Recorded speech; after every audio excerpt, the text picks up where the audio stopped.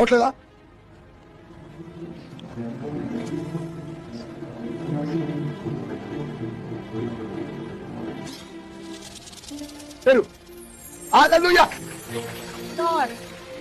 అవతలకి కళ్ళు మూసిపోయింది. ఎంత ట్రై చేస్తున్నా కానీ కాలేదు.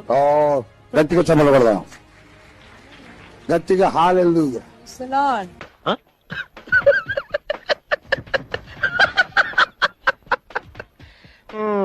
పాపం అన్ని ప్రాబ్లమ్స్ ఒక ఆమెకే వచ్చాయి అండ్ అన్ని క్లియర్ కూడా అయిపోయాయి.